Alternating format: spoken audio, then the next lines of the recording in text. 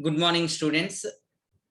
Once again, welcome back to the course of Software Testing Techniques. And this video is brought to you by Newton's Group of Institutions, Macharla.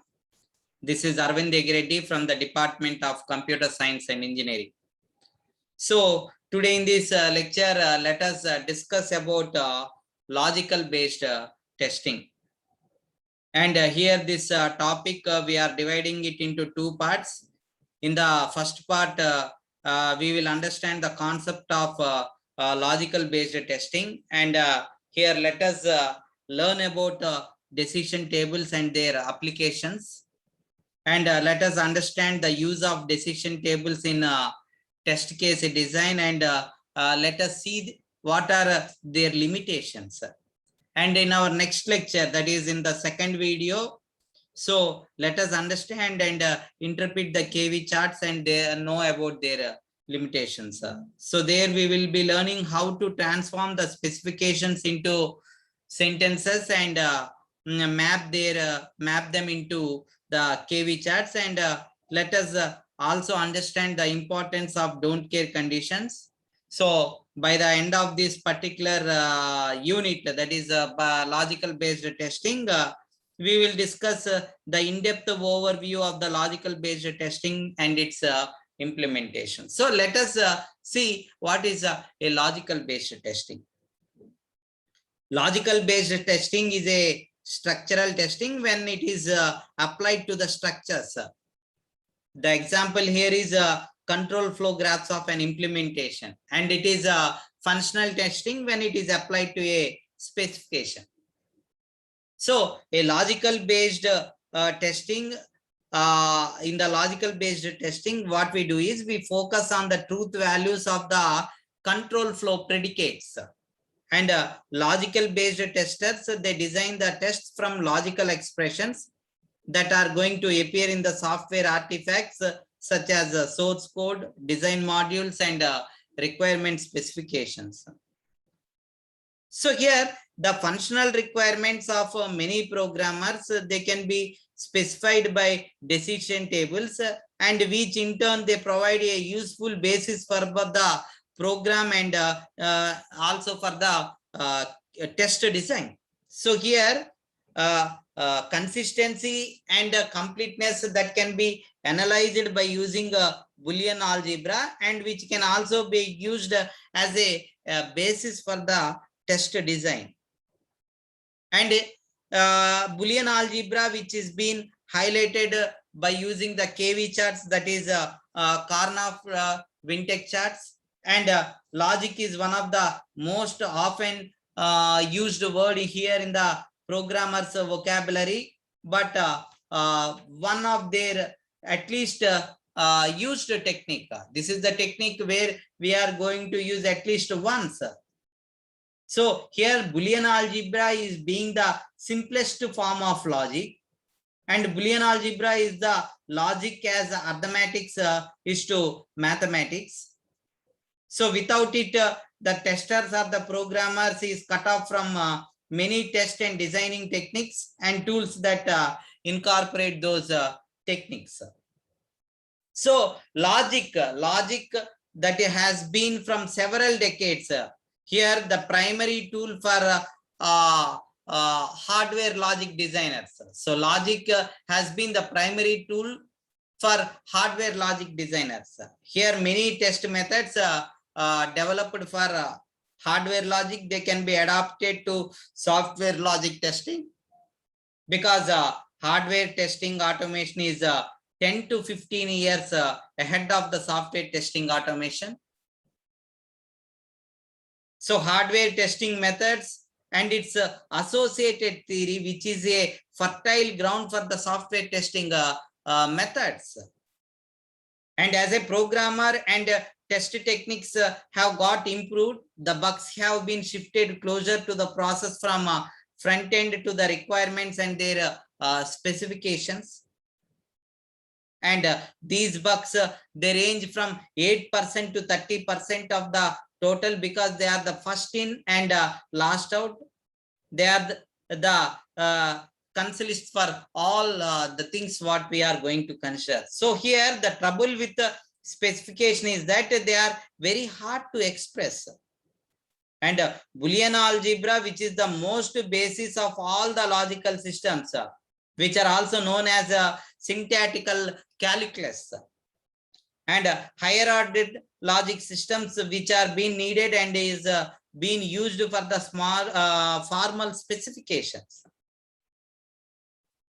And here much of the logical analysis that can be done by embedding them into some sort of tools, testing tools.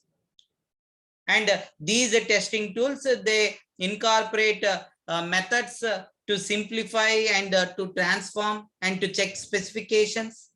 And these methods are to a large extent, they are being based on the Boolean algebra.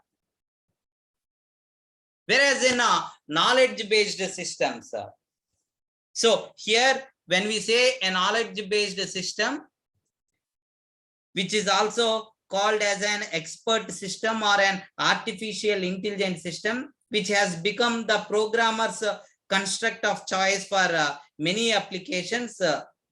And of course, they are very difficult for implementation, because here knowledge-based systems, they incorporate knowledge from a knowledge domain such as medicine, law, it can be civil engineering. So all these laws, whatever the knowledge that is being entered into the database, that we will be storing that knowledge in the database. So here the data can then be whatever the data that can be required and need to be interacted with to provide the solutions to the problems in that particular domain. So here one implementation of a knowledge-based system is to incorporate the expert's knowledge into the system as some set of rules. So here the users can then, they provide the data and they ask the questions based on the data that is available. And the user's data is processed through some rule-based yield conclusions and request for more data.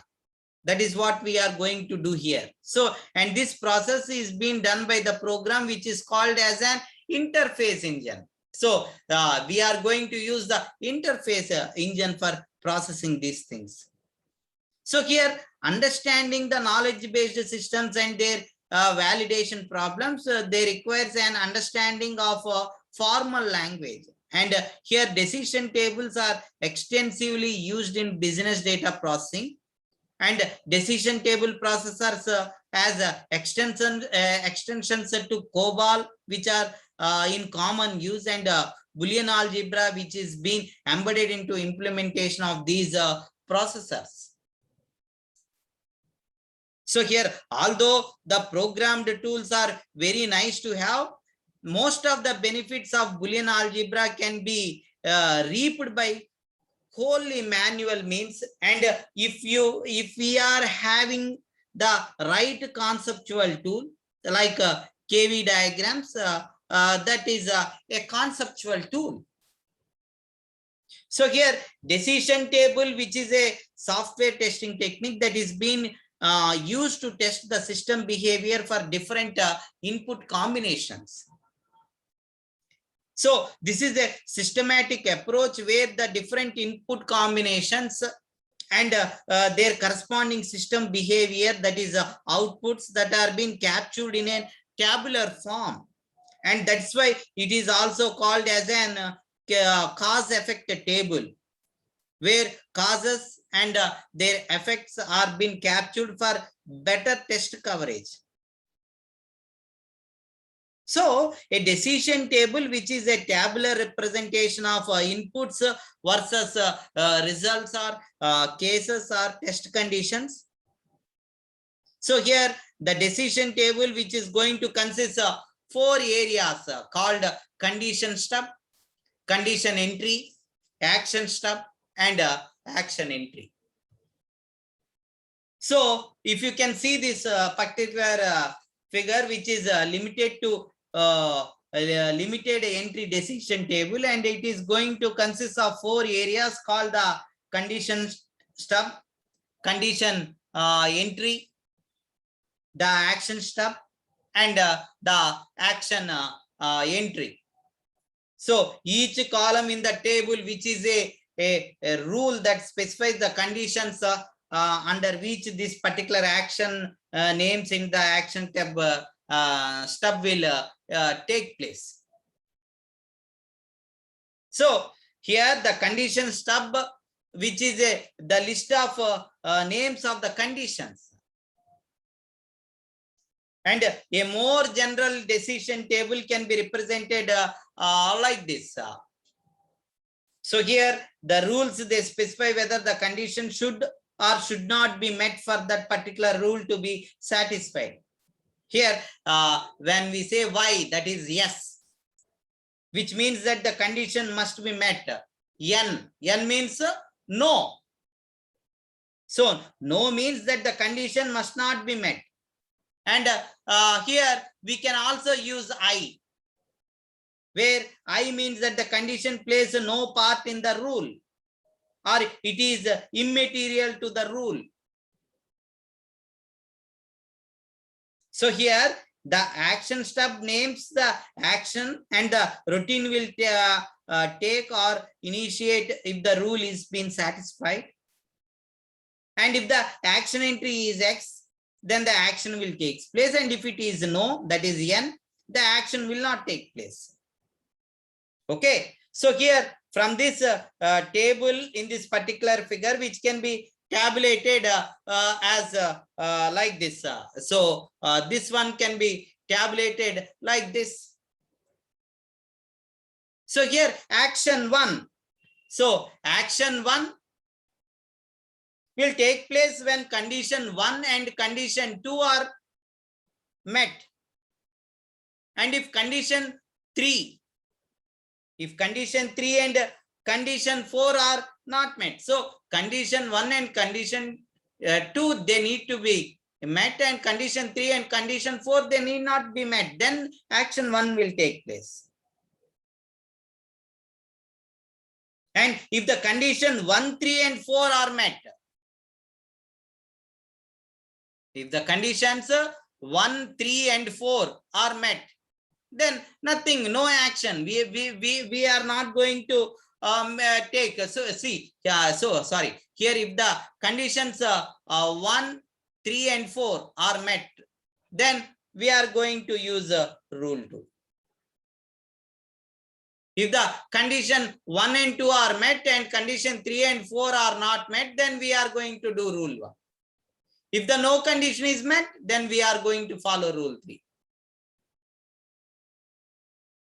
So here, what is I? I means immaterial. I means immaterial. So here, condition is an other word of predicate. So decision table, they uses these conditions and satisfied or met. So let us use the predicate true or false. So here action 1 will take place when predicate 1, 2 are true, and if predicate 3 and 4 are false. And action 2 will take place if all the predicates are false except the third rule, rule 3. And action 3 will take place if predicate 1 is false and predicate 2 is rule 2 is false, and rule 3 is false, and rule 4 is true. So here now let us see one more example, how to make decision based on the login screen. So here clearly you can see the login screen. So here you have to enter the email ID and password. So here let us create a decision table for this particular login screen. So we are creating a decision table for this particular login screen. So here the condition is simple. If the user provides the correct username and password, the user will be redirected to the home page. And if any of the input is wrong, an error message will be displayed. So if both username and password both are true, then only he will be going into the home screen. So if both are invalid, or if one is valid and the other one is invalid, then he will not enter into the home screen. So he will be in an he will not go to the home page. Whereas if both are invalid or one is invalid, then he will get an error message. Action 1 will take place. And when both are true, valid, then no error message. It will go to the home page without doing this thing, without giving any error message. So here, let us see how to construct a decision table. So in the part 1, what we have to do is we have to frame the problem. We have to identify the conditions, that is decision criteria, and these are the factors that will influence the decisions. Example, we want to know the total cost of the student's tuition and what factors are important here. So we have to identify the range of values for each condition or criteria. Example, what are they for each factor identified above. Then we have to identify all the possible actions that can occur. Example, what type of calculations that would be necessary. And in part 2, we have to create the table. So we have to create the table with 4 quadrants.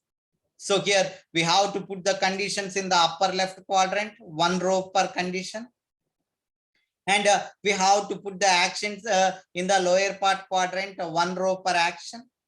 Then we have to list all the possible rules, that is alternate values for the first condition, and we have to repeat for all the values of the second condition, and we have to keep on repeating this process for all the conditions.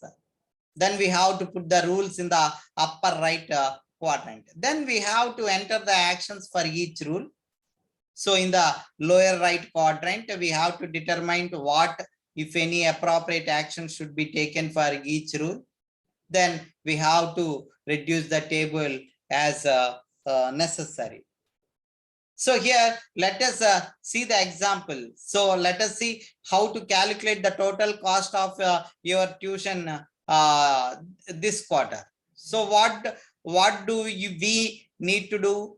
So what do we need to know means we have to understand whether the student level, whether he is doing an undergraduation course or a graduation course, whether he is into school or what type of, whether he is studying CTI or law, etc., and what is the status, whether he is doing the course full-time or part-time, and how many number of hours, and based on that we have to do the calculations. So here actions.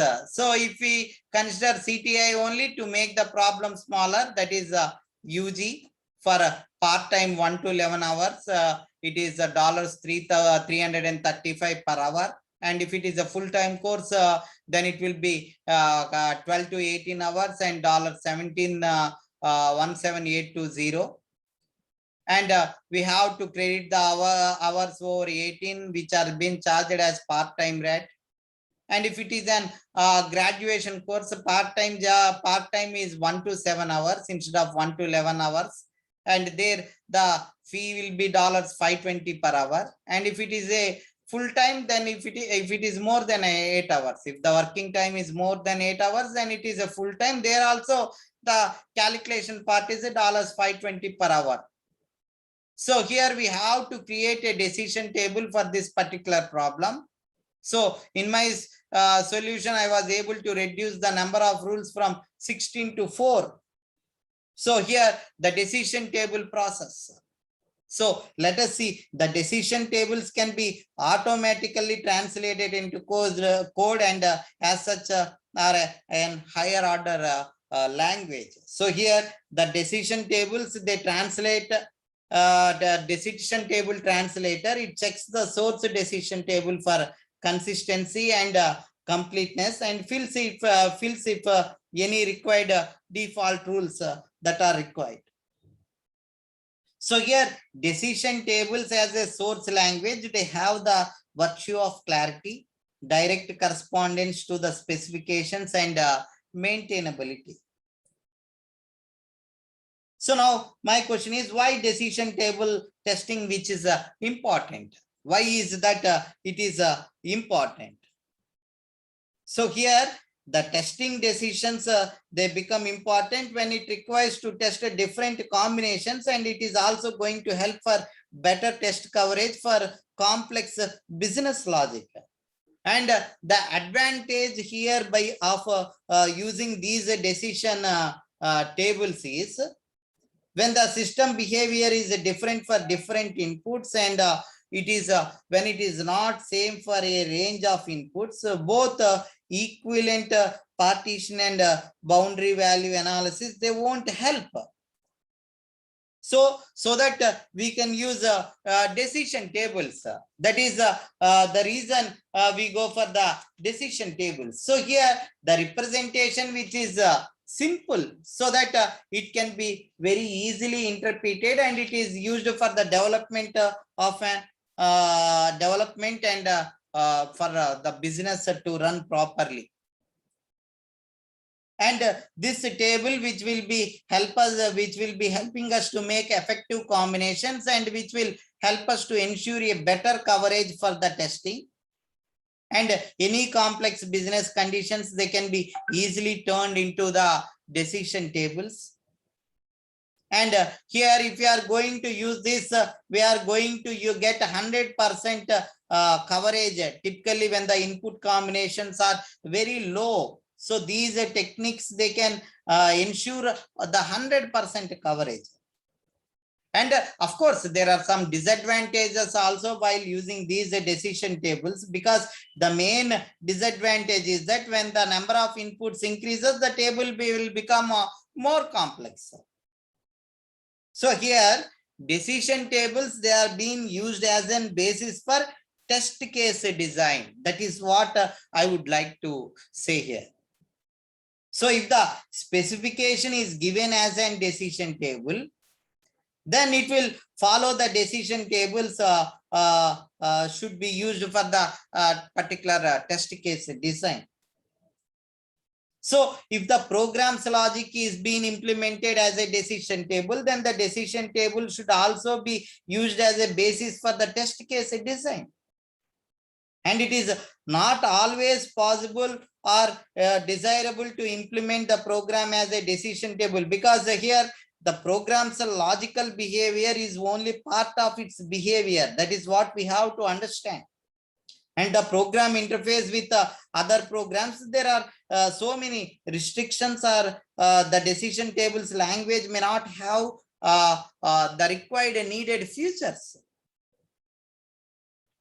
So the use of decision table model is to design test.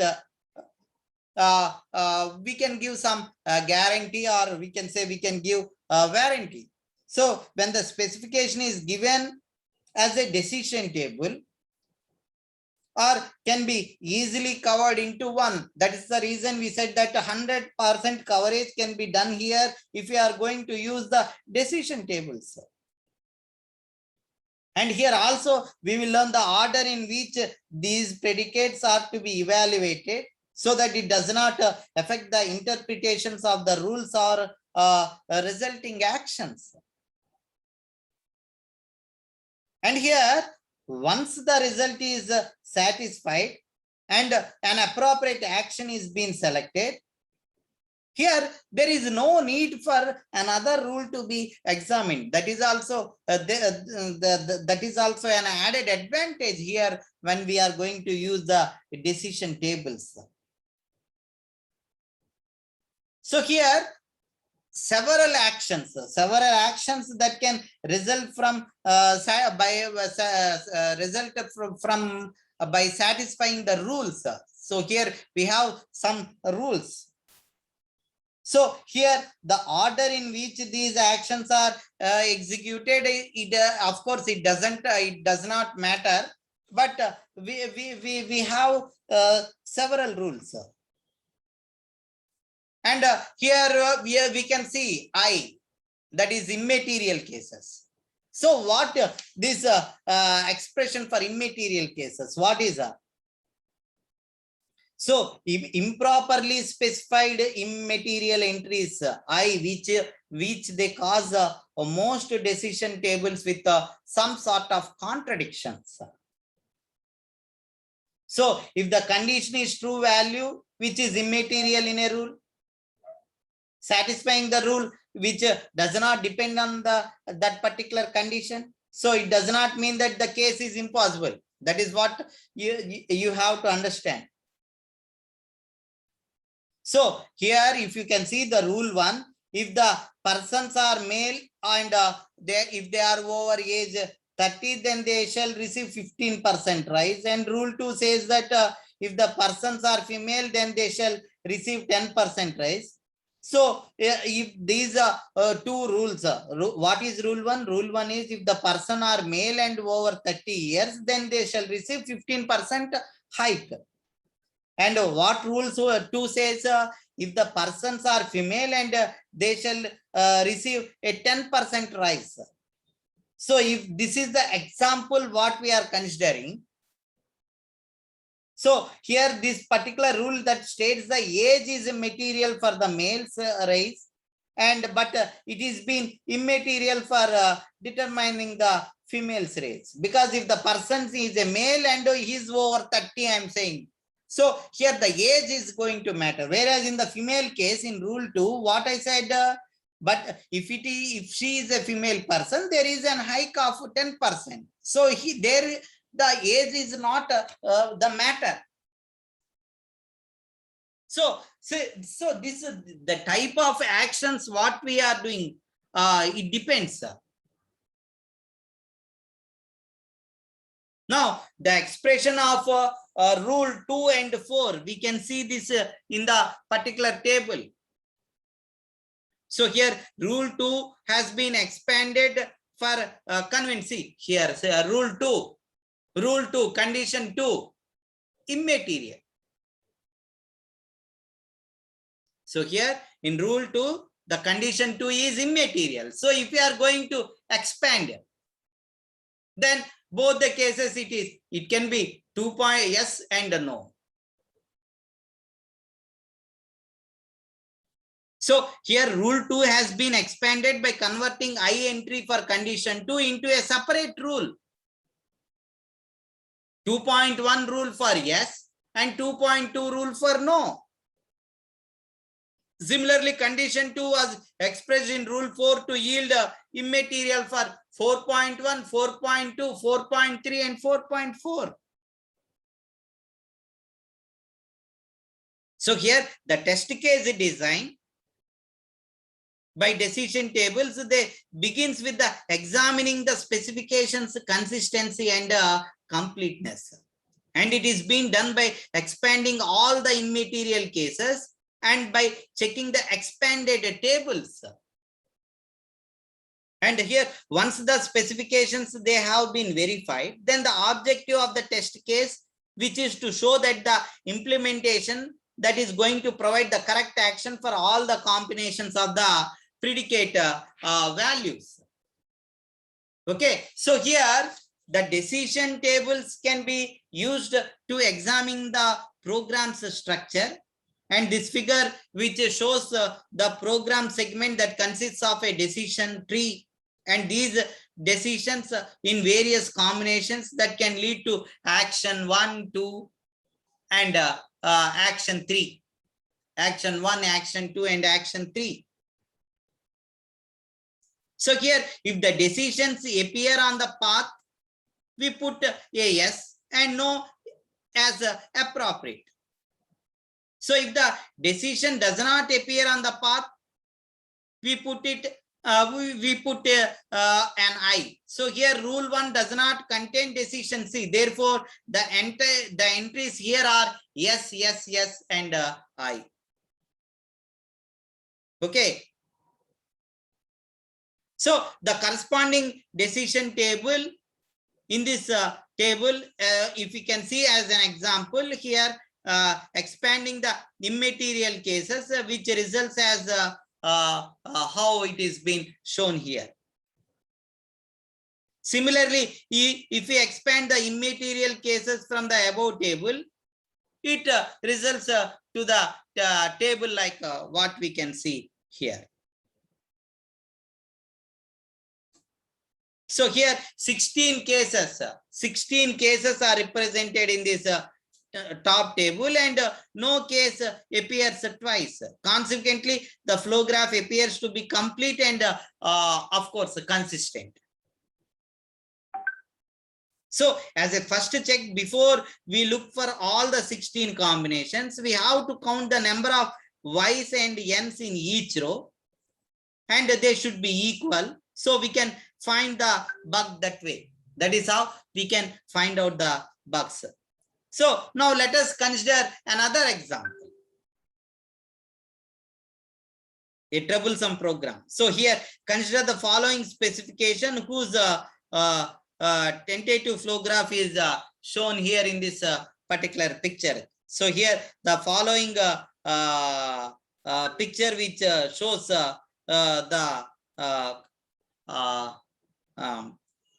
which is being given for some troublesome problem. So if the condition A is met, we do process A1. If the condition A is true, we do process A1. No matter what other actions are taken or what other conditions are being met. And if the condition B is met, then the process A2 action is being taken place. What other actions are taken or what other conditions are met, we are not bothered.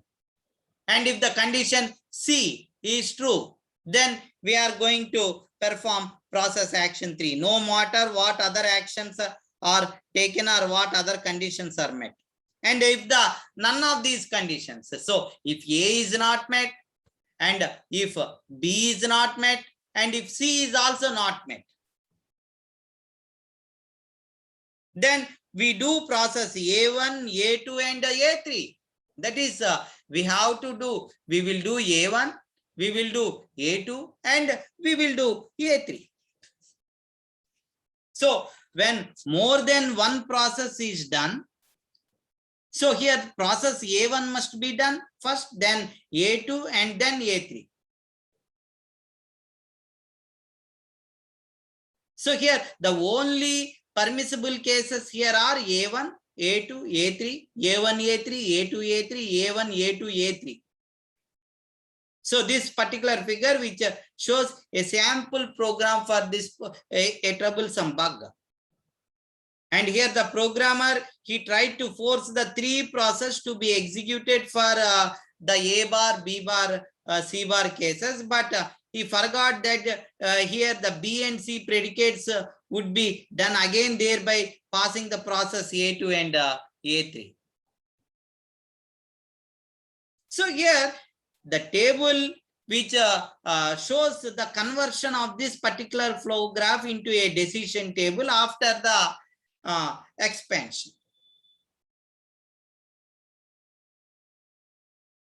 Okay. So now let us before seeing let us see what is a Boolean algebra. So a Boolean algebra which consists of a set B is equal to 0 or 1. So here we are using 2 binary operations on B, which are being denoted by plus and multiply into symbol, and a unary operator on B that is being denoted by this one single quotation, that is complement. Here the rules are 0 plus 0 is equal to 0 and 0 into 0 is equal to 0. 1 plus 0 is 1 and 1 into 0 is 0. And 0 plus 1 is 1 and 1 into 0 is 0. 1 plus 1 is also 1 and 1 into 1 is also 1. So here 1 plus 1 is not 2. 1 plus 1 is 1. And 0's complement is 1 and 1's complement is 0. So here the rules for Boolean algebra.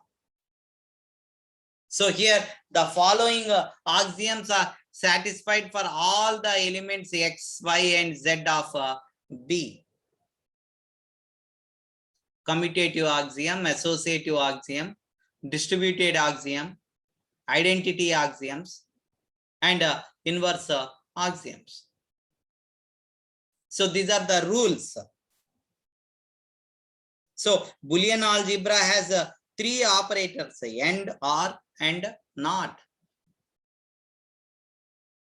So here multiplication means AND, which is also called multiplications, and a statement such as A into B, which means that A and B both are true.